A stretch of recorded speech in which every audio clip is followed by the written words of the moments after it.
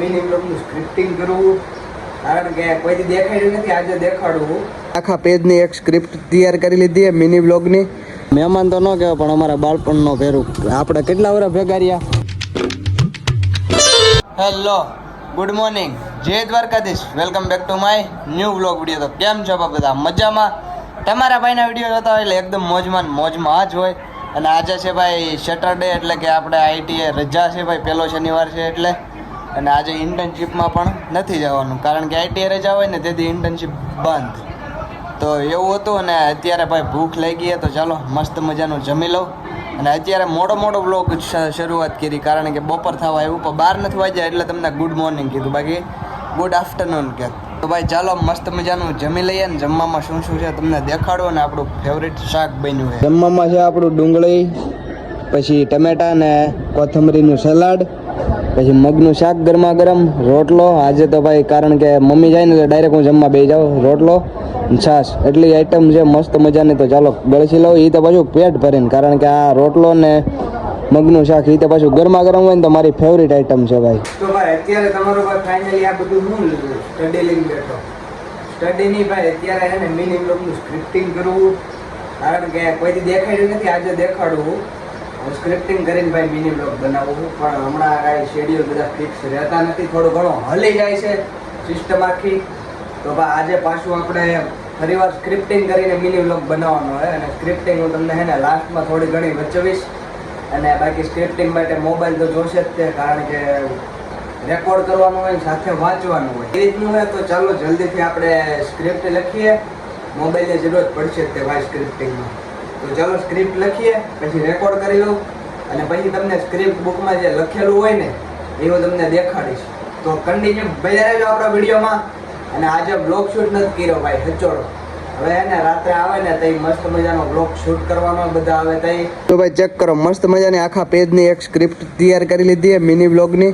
અને આ તમારે હે ને નીરજે પોઝ કરીને વાંચી લેજો. અને વાંચવું હોય તો ભાઈ એવું કંઈ ખાસ નથી. ને પાનું ઉડે છે ને એટલે તમારો હાથ આડો રાખે, બાકી તમારાથી હંતેડા જેવું કાંઈ નથી. આ તમને જ બધું દેખાડવાનું છે.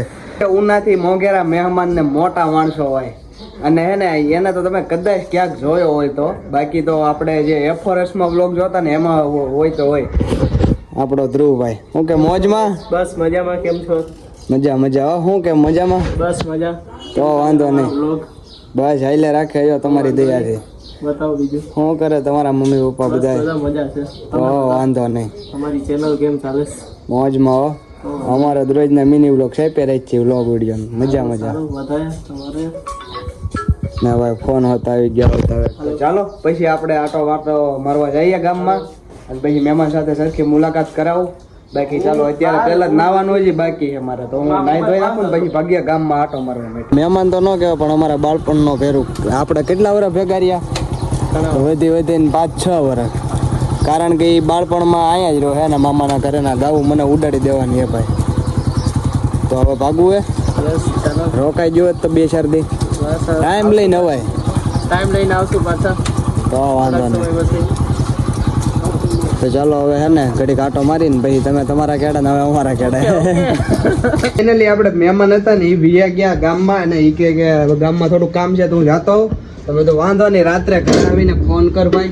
અને અત્યારે હે ને ગાડી લઈને આપણે જવું છે પાર્લરે, કારણ કે નેટ પૂરું થઈ ગયું એટલે પાર્લર જવાનું હોય ને સાથે મમ્મીને પણ પિક કરવા જવાની. તો ચાલો જલ્દીથી ભાગીએ. પપ્પા ગાડી જો ભરી મૂકી, લોટ કરી આખી. પપ્પા આ ગાડી કેમ એટલી લોટ ભરાઈ? કિધર છે? ઇધર હે. ગાડી ભાઈ સાફ કરવી પડશે. મુફાસા નાખો ભરી મૂક્યો, ચેક કરો. લોટ હા ભાઈ ધીમી આંકીશું અને મુફાસો આખો લોટ ભરી મૂક્યો, સાફ થઈ ગયો. તો ચાલો જલ્દીથી હું નીકળી જાઉં પેલા ઘરેથી. આપણે લેવા આવી ગયા છીએ મમ્મીને ને ચેક કરો ભાઈ આપણો આઈફોન.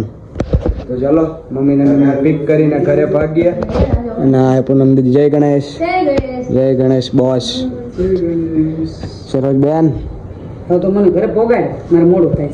હાશીન ન હોય ક્યાં બોલે. તો ચલો ભાઈ જલ્દી છે.